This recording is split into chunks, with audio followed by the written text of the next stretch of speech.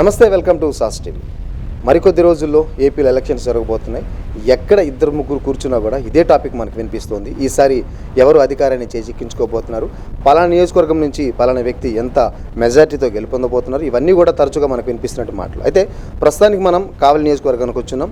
కావలి నియోజకవర్గం నుంచి ఇండిపెండెంట్ అభ్యర్థిగా పసుపులేటి సుధాకర్ గారు ఈసారి బరిలో దిగబోతున్నారు. అయితే ఆయన తరపున ఆయన బిజీగా ఉంటున్న నేపథ్యంలో ఆయన తరపున ఆయన సతీమణి పసుపులేటి సుగుణమ్మ గారు ప్రచారంలో దూసుకెళ్తున్నారు. ప్రజలకు బాగా దగ్గరవుతున్నారు. ఈరోజు మేడం మనతో ఉన్నారు, ఒకసారి మాట ప్రయత్నం చేద్దాం. మేడం నమస్తే అండి. సో ప్రచారంలో బాగా కనిపిస్తూ ఉన్నారు. ఒక మహిళగా ఏం చెప్తారు మేడం? ఒక మహిళగా నేను ప్రజలకి సేవ చేయాలని ముందుకు వచ్చామండి సారు. మేము చాలా సమస్యలు ఉన్నాయి. అవి చూస్తుంటే ఒక్కొక్కసారి చాలా బాధ అనిపిస్తుంది. ఎందుకు భగవంతుడు ఇలాంటి సిచ్యువేషన్ని చేస్తున్నారని. అందుకని మన వంతు మనం గట్టిగా కృషి చేయాలని మేము చాలా స్ట్రాంగ్గా ఉన్నాము. మాకు టికెట్ రాకపోయినా కానీ మేము ఇండిపెండెంట్గా అయినా చేయాలని గట్టి సంకల్పంతో వచ్చాము. భగవంతుడు కూడా మాకు సపోర్ట్ చేస్తున్నాడు. ఎందుకంటే ప్రతి ఇంటి వాళ్ళు కూడా సొంత మనిషిలాగా ఆశీర్వదిస్తున్నారు. ఇలాంటి వాళ్ళు ముందుకు రావాలి, ఇలాంటి వాళ్ళు ముందుకు వస్తే 10 మందికి ఉపయోగపడతారు, వాళ్ళు నిస్వార్థంగా చేస్తున్నారని గుర్తించి మనల్ని ప్రజలు చాలా ఆశీర్వదిస్తున్నారండి. మేడం, సారు బిజినెస్లో కావచ్చు, రాజకీయాల్లో కావచ్చు, సుధాకర్ గారు బాగా బిజీగా ఉంటారు. మీ సపోర్ట్ ఆయనకి ఏ విధంగా ఉంటుంది మేడం? నేను బిజినెస్లో పార్ట్నర్ని ఆయనకి, అలాగే రాజకీయాల్లో కూడా ఆయనకి ఎంత సపోర్ట్ చేయగలుగుతానో అంత చేస్తానండి. లైఫ్ పార్ట్నర్ కాబట్టి అన్ని పార్ట్నర్షిప్లో. పిల్లలు, మీ పిల్లలతోటి యాక్చువల్గా పేరెంట్స్ ఏంటంటే ఒక ఏజ్లో పిల్లలతో టైం స్పెండ్ చేయాలి, పిల్లలు కూడా కొంచెం ఫ్యామిలీని మిస్ అవుతున్నారు. అట్లాంటి సందర్భం ఇప్పుడు మీరు ఫేస్ చేశారా మేడం? నాకు 5 నెలల మనవరాలండి. పాపను మిస్ చేస్తాననే ఫీలింగ్ ఉంటుంది. కానీ ఇంకా ప్రజలే మనకి ఇది అని వాళ్ళ దగ్గరికి వెళ్ళి వాళ్ళ ప్రజల్లో ఉంటే అన్నీ మర్చిపోతామండి. ఎందుకంటే గడిపినంతసేపు నిజంగానే స్వార్థం లేకుండా వాళ్ళు మనల్ని ఆప్యాయంగా పలకరేయటం కానీ అవన్నీ ఉంటే ఏ కుటుంబం లాగా అనిపిస్తుంది. అందుకని ఏం ఫీల్ మీరు అనేక ప్రాంతాల్లో ప్రచారం చేస్తున్నారు కదా మేడం. ఈ కావలి ఏరియాలో మొత్తం అంతా కూడా ప్రచారం చేస్తున్నారు. ప్రచారం చేస్తున్నప్పుడు మీకు ప్రధానంగా ప్రజలు ఏమేమి సమస్యలు చెప్తున్నారు మేడం? ఎక్కువ అంటే మీరు కూడా కలర్ చూస్తుంటారు కదా, ఈ సమస్యలు ఉన్నాయని ఏం గుర్తించారు? వాటర్ ప్రాబ్లం ఒకటి గుర్తించామండి. అలాగే ఎక్కడ పారిశుద్ధ్య లోపం ఉంటుంది, చాలా స్మెల్ రావటం కానీ, చెత్త చెదారం ఏమి తీయకుండా ఉండటం, ఆ సైడ్ కాలంలో అవన్నీ తీస్తారు కదా, అవంతా క్లీన్ చేయట్లేదు. మొత్తం అక్కడే రోడ్ల మీద వేసేయటం. అసలే మన కావల్లో ఒక సిస్టమ్ లేకుండా ఉంటాయి, రోడ్లు చాలా చిన్నగా ఉంటాయి. వాటిలో మళ్ళీ చెత్త వేయటం అక్కడే అంతా చాలా ఇబ్బందిగా అనిపిస్తుంది. ఫస్ట్ అవన్నీ చేయాలి అనిపిస్తుంది. అవన్నీ ఇమీడియట్గా అవన్నీ చేయాలనిపిస్తుంది. మనం చేయాలన్నా కానీ ప్రభుత్వాలు ఊరుకోవు. అందుకనే మేము సగము ముందుకి రాజకీయాల్లోకి రావడానికి కారణం కూడా వాళ్ళు చేయరు, మనల్ని చేయనీరు. అది ఎంత మటు కరెక్ట్ అని అనిపిస్తుంది. ఎవరికి వాళ్ళకి తెలియాలి మనం తప్పు చేస్తున్నామా ఏంటి అనేది. మేమేం చేయట్లేదు, మేము చేస్తున్నామని ప్రభుత్వాలు ఇప్పుడు ఉన్నవాళ్ళు చెప్తారు, అది కరెక్ట్ కాదనేది ఎవరికి వాళ్ళకి తెలుస్తుంది. సో మీరు రేపు సుధాకర్ గారు గెలిచిన తర్వాత ఈ నియోజకవర్గం ఇప్పుడు మీరైతే సమస్యలు గుర్తించారు కదా, మంచినీళ్ళు కావచ్చు, రోడ్స్ ఇబ్బందులు, అదేవిధంగా డ్రైనేజ్ సమస్యలు ఎన్ని గుర్తించారు కదా, ఎలా పరిష్కరించబోతున్నారు మేడం? మేము నిజంగా చాలా ఆలోచనలు ఉన్నాయండి మాకు. ఎంప్లాయ్మెంట్ దగ్గర నుంచి రైల్వే ప్రాజెక్టులు, రోడ్లు, అది పారిశుద్ధ్యం లోపం లేకుండా ఉండటం, పిల్లలందరూ చదువుకున్న వాళ్ళు. నేను ఇంకోటి కూడా గుర్తించానండి, డిగ్రీ చదువుకొని పనికి వెళ్తున్నారు, కూలి పనికి వెళ్తున్నారు. అది చాలా బాధాకరమైన విషయం. ఏంటంటే పిల్లల్ని ఎంతో ఇంతో చదువుకొని ఎంప్లాయ్మెంట్ లేకుండా వాళ్ళు అలా ఉండటం అనేది చాలా బాధ అనిపిస్తుంది. అందుకనే ఎంప్లాయ్మెంట్ వీటన్నిటికీ ఉద్యోగ అవకాశాలు కల్పించడం అనేది ఒక ముఖ్య ఉద్దేశం. ఈ క్లీనింగ్లు కానీ ఏమైనా కానీ ఇమీడియట్లీ మొదలు పెడతామని మేము అనుకుంటున్నాం. సో మెయిన్గా మేడం, ఒక వ్యక్తికి ఒక మోటో ఉంటుంది, నేను జీవితం ఇట్లా చేయాలి, అట్లా చేయాలి, ఇట్లా సెటిల్ అవ్వాలని. సో సుధాకర్ గారు ప్రధానంగా రాజకీయాల్లోకి రావడానికి గల ప్రధాన కారణం ఏంటి అంటే ఏం చెప్తారు? సుధాకర్ గారు రాజకీయాల్లోకి రావడానికి కారణం ఒక రకంగా 90% నేనేనండి కారణం. ఎందుకంటే ఆయన భావాలు చాలా మంచివి. ఆయన రూపాయి సంపాదిస్తే అన్నదమ్ములకి అది మా ఫ్యామిలీ మెంబర్స్కి ఎవరికైనా అది ఆయన చుట్టాలు, మాకు దగ్గర వాళ్ళు అందరినీ చూస్తారు. అట్లాగే బయట వాళ్ళు కూడా సొంత బంధువుల్లాగా, సొంత మనుషుల్లా చూసుకుంటారు. ఎవరికి కష్టం వచ్చినా ఇమీడియట్లీ రెస్పాండ్ అంటారు. రూపాయి అంటే చేతిలో ఆ రూపాయి కూడా పెట్టేస్తారు. సరే ఇట్లాంటి వ్యక్తి ప్రజల్లో ఉంటే చాలామందికి ఉపయోగపడతారనే ఒక గుర్తించింది ఆయన్ని ఫస్ట్ నేనే. ఇలాంటి వ్యక్తి ఉండాలని బలవంతంగా రాజకీయాల్లోకి తీసుకొచ్చింది కూడా నా. మరి ఏమన్నారు ఆయన? మీరు రాజకీయాలకు మనం వెళ్దాము అన్నప్పుడు ఆయన ఏమన్నారు? ఆయన బిజినెస్ అంతా ఇబ్బందికర పరిస్థితులు వస్తాయేమో అని చాలా ఆలోచించారు. పర్లేదు, మనం మంచి చేయాలన్నప్పుడు భగవంతుడు మనకు అన్ని విధాల సపోర్ట్ చేస్తాడు, అన్ని ప్రకృతి కూడా మనకు సపోర్ట్ చేసిద్దని వచ్చామండి. సో రాజకీయాలకు వచ్చిన తర్వాత ఎట్లా అనిపిస్తుంది? దానికి ముందు అంటే రాజకీయాలకు ముందు ఎలా ఉన్నింది, రాజకీయాల తర్వాత ఎలా అనిపిస్తుంది మీకు? అంటే ప్రతి విజయం వెనుక ఎంతో కష్టం ఉంటుందండి. ఏంటంటే మనం ఎదురు చూసేది వేరే, వెనక ఉండేది వేరే. దాని వెనక చాలా కష్టం ఉంటుంది.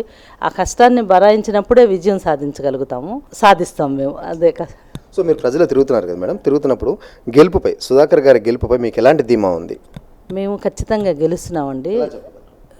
ప్రజల ఆదరణ మమ్మల్ని గెలుపుకి దగ్గరగా తీసుకెళ్ళింది, చాలా దగ్గరగా తీసుకెళ్ళింది గెలుపుకి. ఎందుకంటే మేము ఇప్పటి నుంచి కాదండి, గత 15 సంవత్సరాల నుంచి మేము సంపాదన కొంచెం పెరిగే కొంది మాకు ప్రజల్లో పెట్టడం కూడా పెరుగుతూ ఉంది. మేము ఒక రూపాయి సంపాదిస్తే దానిలో మా వంతు ఖచ్చితంగా 10 పైసలు అనేది 10 పైసల నుంచి 20 పైసలు ప్రజలకు పెట్టడం అనేది అప్పటి నుంచి జరుగుతుంది, ఈ రోజు నుంచి కాదు. చాలామందికి తెలుసు ఆ విషయం. మేము చెప్పుకోము ఎవరికి, ఎందుకంటే అవసరం లేదు కదా, మన చెప్పుకోకూడదు, ఎందుకు మనకి చెప్పాల్సింది అని మేము చెప్పుకోము. అప్పటి నుంచి అది ఈరోజు అందరూ కూడా నన్ను సుధాకర్ గారు చేశారు, ఆ రోజు చేశారు, ఈ రోజు చేశారని చెప్తుంటే చాలా ఆనందంగా ఉంది. అదే గెలుపుకి కారణం అని మేము అనుకుంటున్నాం. సో మీరు రేపు గెలిచిన తర్వాత ప్రజలకు ఏం చెప్పబోతున్నారు, ఏం చేయబోతున్నారు? గెలిచిన తర్వాత నేను ఈ విషయం చాలా స్ట్రాంగ్గా చెప్తానండి. ఎందుకంటే గెలిచిన తర్వాత మనకి బ్రహ్మం గారు కావలి కనకపట్నం అనేదని ఆయన బుక్లో రాసుకున్నారు. నేను దాన్ని చాలా గట్టిగా నమ్ముతున్నాను. ఎందుకంటే ప్రజల ఆదరణ చూస్తే ఇది మాకు కూడా ఇంత బలమైన ఒక పట్టుదల రావడానికి అదే కారణమేమో అని నేను అనుకుంటున్నాను. చాలా స్ట్రాంగ్గా చెప్తున్నాను ఈ విషయాన్ని. అది ఒక కారణమనే నా ఆలోచన. ఎందుకంటే ప్రజలు అంత ఆదరణ ఇస్తున్నారు. గెలుపు దగ్గరగా మాకు 90% గెలుపుకి వెళ్ళిపోయాము. ఇంకా 10% ఈ 2 నెలల మాకు టైం కూడా ఇచ్చారు కొద్దిగా. అది కూడా దేవుడి దయ అనుకుంటున్నాము, దగ్గరే అవకాశం ఉంటుంది. అందుకని గెలుపు ఖాయమని ఇప్పుడు అనుకుంటున్నామండి. మేడం, అయితే మీరు ప్రజలు తిరుగుతున్నారు కదా, సో ప్రస్తుత ఎమ్మెల్యే వైసీపీ పార్టీకి సంబంధించిన ఎమ్మెల్యే ఇక్కడ రూలింగ్లో ఉన్నారు. సో ప్రజలు ఏమన్నా ఎలాంటి కంప్లైంట్లు మీకు ఇస్తున్నారు, ఎలా ఉంది పాలన గురించి ఏమంటారు? మరి వారు గుర్తించారో లేదో కదనండి, నేను డోర్ టు డోర్ వెళ్తున్నాను. చాలా దారుణంగా చెప్తున్నారు ఆయన గురించి. ఏంటంటే మాకు చాలా నష్టం జరిగింది, అసలు మాకేం పనులు జరగట్లేదు. ఒక పరిపాలన రెండు సార్లు ఫస్ట్ సారి ఎమ్మెల్యే అయినప్పుడు ఆయన పార్టీ గెలవలేదు, రెండోసారి ఎమ్మెల్యే అయినప్పుడు పార్టీ గెలిచింది. పార్టీ గెలిచినప్పుడు ఆయన న్యాయం చేయాలి అందరికీ. ఆయన న్యాయం చేయలేకపోయారనేది మా ఉద్దేశం. ప్రజల ఉద్దేశం కూడా మాకు న్యాయం జరగలేదని ప్రతి వాళ్ళు చెప్తున్నారు. మేము వెళ్ళి మాకు ఒక సహాయం కావాలంటే వాళ్ళ ఇంటి ముందు 1 నెల రోజులు తిరిగినా కానీ మాకు న్యాయం జరగట్లేదు. ఒక చిన్న పని కూడా అవ్వట్లేదు. మాకెందుకు ఇట్లాంటి ఎమ్మెల్యే? మా ప్రజల కోసమే కదా మేము ఎన్నుకునేది. మాకు ఏదైనా సేవ చేస్తారని, ప్రజలకి సేవ చేస్తారని. అది చేయలేనప్పుడు ఆయన మాకెందుకు? ఒకటికి ఇప్పుడు 3 సార్లు ఎమ్మెల్యేగా చేశారు. 3ఓసారి ఆయన ప్రభుత్వం వచ్చింది, ఆయన ఖచ్చితంగా మాకు న్యాయం చేయాల్సింది. మాకు ప్రతి కుటుంబానికి అన్యాయమే జరిగింది. ఎవ్వరూ కూడా మేము సంతోషంగా లేవని చాలామంది చెప్తున్నారు. సో మీరు అంటే ప్రస్తుతం ఉన్న ప్రజలు సంతోషంగా లేరని చెప్తున్నారు. ప్రజల్ని సంతోషపెట్టడానికి సుధాకర్ గారు గెలిచిన తర్వాత అంటే చాలా ఏరియాలో చాలా ప్రాబ్లమ్స్ ఉన్నాయి. కొన్ని దగ్గర అయితే హాస్పిటల్స్ లేవు, స్కూల్స్ లేవు. ప్రధానంగా ఏంటంటే విద్య, వైద్యం చాలా అవసరం ఒక మనిషికి. సో ఏ విధంగా అడుగులేకపోతున్నారు? మేము ముందుగానే విద్యా వైద్యం గురించి ఆలోచించామండి. మేము ఎమ్మెల్యే కాకముందే మన కొండబిట్రగుంటలో గవర్నమెంట్ స్కూల్కి ₹1 కోటి నిధులు ఇచ్చించి దాన్ని చాలా పనులు చేయించాము. వాళ్ళు 5 పిల్లలు ఐఐటికి సెలెక్ట్ అయ్యారు. చాలా సంతోషం అనిపించింది. మేము పెట్టిన కష్టం అక్కడ కనపడ్డది మాకు. అలాగే పిఎస్ఆర్ ట్రస్ట్ నుంచి ఒక హాస్పిటల్ కూడా పెట్టాము.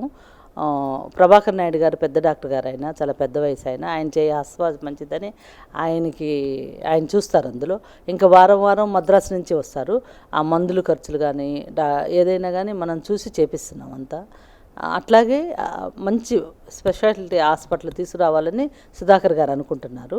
మనం వాటన్నిటిని ఒక మేనిఫెస్టో కూడా రిలీజ్ చేసాము.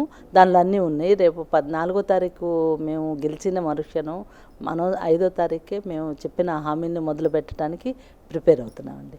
మేడం, ప్రస్తుతం ఉన్న రాజకీయ నాయకుల మీద మనకు అనేక విమర్శలు ఉంటాయి. ఏంటంటే ఎలక్షన్లో ఒక మాట చెప్తారు, ఎలక్షన్లు అయిపోయిన తర్వాత గెలిచిన తర్వాత ఇంకొక మాట చెప్తారు. మరి సుధాకర్ గారు ప్రజలకు ఏ విధంగా మంచి చేయబోతున్నారు, ఏమి హామీలు ఇస్తున్నారు, ఎలా దాన్ని అమలు చేయబోతున్నారు? అంటే నేను ఇంటింటికి వెళ్ళినప్పుడు చెబుతున్నాను, మిమ్మల్ని ఓటు అడిగే హక్కు నాకు చాలా ఉంది, 100% ఉంది ఓటు అడిగే హక్కు. ఎందుకంటే నేను అందరిలాగా హామీలు ఇవ్వలేదు, నేను పని చేసి వచ్చాను, మేము పని చేసి వచ్చాము, పని చేసి వచ్చి మిమ్మల్ని ఓటు అడుగుతున్నాం అన్నప్పుడు వాళ్ళు నవ్వుతా ఆశీర్వదిస్తున్నారు. నిజమేనమ్మా అని మేము చేసిన వర్క్లన్నీ చూసి వాళ్ళే కొంతమంది ఆశ్చర్యపోతున్నారు. ఇలా కూడా ఉంటారా, ఇంత పెట్టి ప్రజల కోసం చూసే వాళ్ళు ఉంటారా అని. అంటే మా గురించి మేము చెప్పుకోవటం కాదు కానీ ప్రజలు అనేది చెప్తున్న మాట. మీరు కూడా ఎంక్వైరీ చేయొచ్చు ఎక్కడైనా కానీ. ముఖ్యంగా ఎందుకంటే ప్రజల్లో అంత ఆదరణ వచ్చిందంటే మనకి కరోనా టైంలో ఒక దగ్గితేనో తుమ్మితేనో మనిషి ఆమడు దూరం వెళ్ళిపోయే ఇది ఉంది ఆ టైంలో. అలాంటి టైంలో సుధాకర్ గారు నేను భయపడ్డాను. 3 రోజులు ఆయన ఆలోచించి 3 రోజుల వరకు టైం తీసుకొని ఎలా ప్లాన్ మొత్తం ఎలా ప్రజలకి ఎలా చేయాలి, ఎలా వెళ్తే ఇంటింటికి వెళ్ళిపోతాయని రోజుకి 5-6 లారీలు సరుకులు తెప్పించేవాళ్ళం అండి. తెప్పించి మొత్తం ప్రజలందరికీ ఏదో ఇక్కడ పేమెంట్ కూడా ఏదైతే ఏదో మా ఆస్తులు కూడా ఏదో ల్యాండ్లు కూడా అమ్మేసి ప్రజల కోసం ఆయన అప్పుడు తీసుకొని చేశారు. రోజుకి 5-6 లారీలు తెప్పించి కావలి నియోజకవర్గం రూరల్ కావలి ఇక్కడ మొత్తం అంతా ప్రతి 4 మండలాల్లో కూడా మనకెంత చేయగలమో అంతమందికి పంపించామండి. మేడం, అదేవిధంగా కావలి నుంచి ఒక పక్క సిట్టింగ్ ఎమ్మెల్యే బరిలో ఉంటే టీడీపీ నుంచి కావ్యకృష్ణ రెడ్డి ఉన్నారు. సో ఎలా ఉండబోతుంది అనుకుంటున్నారు మీరు? మరొక వైపు మీరున్నారు. ముగ్గురికి త్రిముఖ పోటీ ఉంటుందా లేకపోతే ఏకపక్షంగా ఉంటుందా? ఎవరికి వాళ్ళు తెలుసుకోవాలండి. అంటే మనము టికెట్ మేము కూడా ఆశించాము, రాలేకపోయింది. కానీ ఎవరికి వాళ్ళు గెలుపు సూచనలు తెలుస్తుంటాయి. తెలుసుకొని చేసుకుంటే ముందుకు ఎవరైనా వెళ్తారు. దాని గురించి ఎక్కువ మనం మాట్లాడకూడదు. సో ఇది పసుపులేటి సుగుణమ్మ గారు చెప్తున్నటువంటి మాటలు. కరోనా టైంలో మేము చేసిన సేవలు మొత్తం ఎవరిని అడిగినా కూడా చెప్తారు. అయితే ఏ రాజకీయాలు లేకుండా ఇన్ని సేవలు చేసినప్పుడు మనం కనుక రాజకీయాలకు వెళ్తే ఖచ్చితంగా ప్రజలకు ఇంకా దగ్గర అవ్వచ్చు, ప్రజల అవసరాలు తీర్చవచ్చు. ఈ ఉద్దేశంతోనే నేనే సుధాకర్ గారిని బాగా సపోర్ట్ చేశాను. ఆయన రాజకీయాలకు రావడానికి సగం కారణం కూడా నేనేం చెప్పి మేడం చెప్తున్నారు. ఏదేమైనప్పటికీ ఎవరు మంచి ఎవరు చెడు ఇది కూడా ఒకసారి కావలి నియోజకవర్గ ప్రజలు ఆలోచించి సో మంచి చేసి ఈ నాయకుడైతే మనకు మంచి చేస్తాడు అనుకున్నప్పుడు ఖచ్చితంగా ఆ నాయకుడికి మనం గెలిపించుకోవాల్సిన బాధ్యత మనందరి మీద ఉంది. మరి చూద్దాం రిజల్ట్ ఏం రాబోతుందో. కెమెరా పర్సన్ వంశీకృష్ణ రెడ్డితో జోసెఫ్ సాస్ టీవీ కావలి నుంచి.